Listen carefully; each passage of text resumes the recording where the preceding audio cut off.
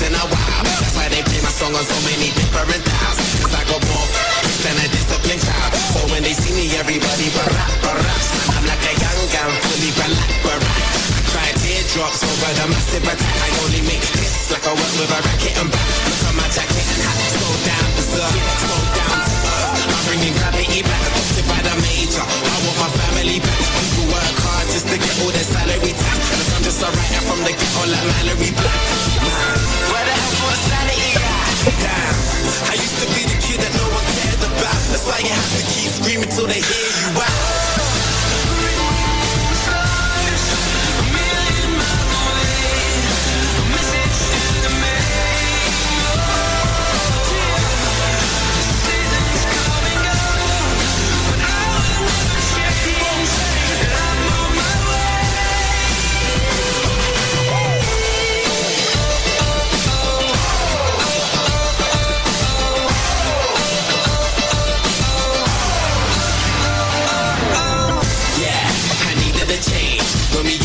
Cause we needed a change.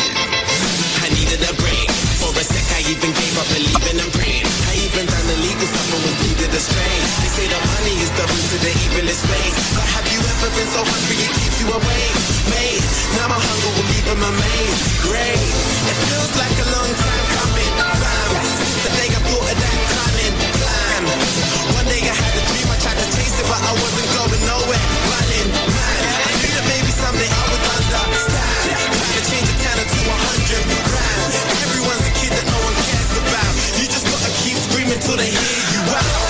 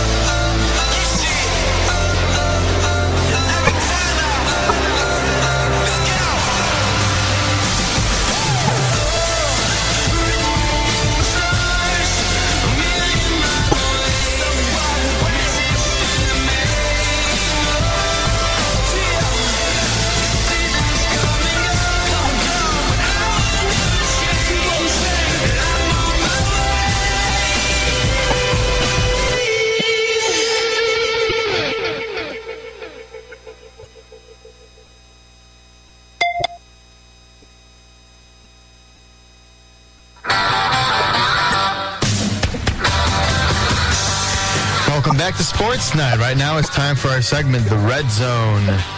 Oh, yeah. I love the NFL. Oh, it's so much fun. And especially when it fixes when Purdue loses, it just fixes your mood. That's what I'm saying. That's why I always say, Saturdays are terrible, but hopefully Sundays will be decent. All right, first game. The story around the Chicago Bears over the last 2 weeks was the team's inability of running the ball. That all changed Sunday when the Bears ran the ball 31 times for 224 yards. Bears running back Matt Forte was the player of the game with 25 carries for 205 yards and 1 touchdown rush.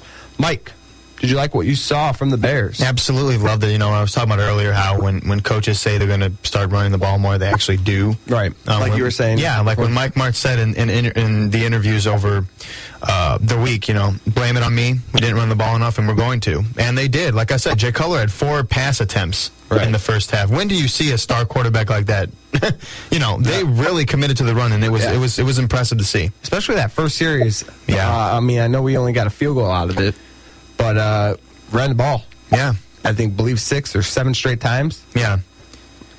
Ran the ball from the 20, you know, I believe it was for 74 yards. I mean, we got stuck at the 6-yard line, but ran the ball 7 straight times. Right. Matt Forte was running like a beast. Exactly. Now, mind you, it's Carolina's defense. We'll have to see next Monday when it's the Detroit. You know, they're a lot harder defense, good defensive tackles, great D-line. Great rushing defense. Exactly. So are the Bears going to be able to keep this up? I think that's the biggest question. And Ndamukong Suh and the supposedly Nick Fairley is going to play. He's coming back from a foot injury. Yeah. Might see him out there. We'll see. Interesting stat I found about the Bears. Bears are 9-0 when Matt Forte rushes for over 100 yards in the game. Yeah. Run him. Well, if you can, I know sometimes it's tough because if you get in a 3rd and long, because first two, it depends on the situations, but right. But like first down, be a first down run team. Yeah, it's frustrating when you see first down they go pass, all of a sudden it's 3rd and 10. Ugh, What'd you think of the Bears secondary against Cam Newton? That spread offense. Kind of what Carolina runs. It's like a run option. It's a different offense than exactly. in the NFL. It's something the Bears defense has never seen before, so I can understand why they were having problems. Cam Newton, Steve Smith looked like a monster. Yeah. Oh, he was all over the place. But, it was tough. The Bears have never seen an offense like that. Not in a long, because you don't see the spread offense in the NFL. So, it caught them off guard, but they were able to, defense did his job. We won the game. So, I was pleased. Just one final note on this game. Devin Hester. Broke punt return touchdown record Sunday after scoring on a 69-yard return for his 11th touchdown punt return in his career. That broke Eric McCaff's record of just 10 punt returns. Yeah. So got to be a Hall of Famer. Hey, that's something the Bears have been missing. Yeah, he's back. First 4 weeks is getting good field position. From special teams. Devin Hester, even Johnny Knox returning some kickoffs. Yeah. It was good to see. It's a phase the Bears have kind of been missing, and hopefully we see it in Detroit. But it's indoors, so they might just kick away from both of them. Exactly. A week after turning a 20-point halftime deficit into an overtime win, the Detroit Lions provided further proof that they're a legitimate contender by turning a 24-point third-quarter deficit into a 34-30 victory over the Dallas Cowboys on Sunday. The Lions are now 4-0. Be exciting. Yeah. So, Steve, when and where do you see the Lions losing their first game? Well, looking at the schedule, the next 5 weeks, they're versus the Bears this coming week. Monday Night Football should be a great game. I think it might be a defensive battle. We'll see how everything, how everything leads up practice-wise and up to game time. The second week from now is versus the 49ers and then versus the Falcons. So they're home, and home. So, you got some home cooking with you. Yeah, it could be a long time. Because they've been on the road. Yeah, they've been on and made those big comebacks. So you can do that on the road. Yeah. That team is scary good right now. Yeah, so the next 3 weeks, they have 3 home games. Then the 4th week down the line, they're at Denver. Mm-hmm. We've all known what Denver is capable of. Yeah. With their quarterback issues. Should Tebow play? Should Tebow not play? Brady Quinn's second on the depth charts. Who knows what's going on in Denver? And then the 5 weeks from now, they have a bye. So, looking at the schedule, maybe it's the best chance is coming up in a week. Yeah, might be. A week from now. Potentially, though, they could be undefeated going into the bye. This team is really scary. Yeah. So, it's tough to say. It really is. And the one main thing that I've noticed from the team is that they're staying healthy. Yeah. Matthew Stafford, staying healthy. No shoulder problems. I know he had I believe, didn't he have a finger issue? Or was that? It was some small, but it wasn't minor. really serious, yeah. And like I said before, Nick Fairley, he was still out with a foot injury, but word has come out that, he's starting to practice, and we might see him out there for Monday Night Football. Right. Yeah, my biggest key for the Lions is their confidence. Yeah. Back in the days, year or so in the past, when they're down 20 or 24, they give up. Yeah, back up and leave by half. This team does not have. This team has the mentality we can win any game, regardless of the situation we're in, regardless how many points we're down. And if you have confidence and you have talent, the sky is your limit, and that's what I think. This team can be very, very, very good this year.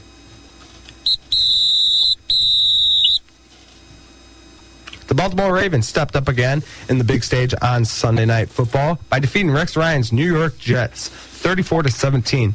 The Ravens defense single-handedly won this game by scoring 3 times, the most in franchise history.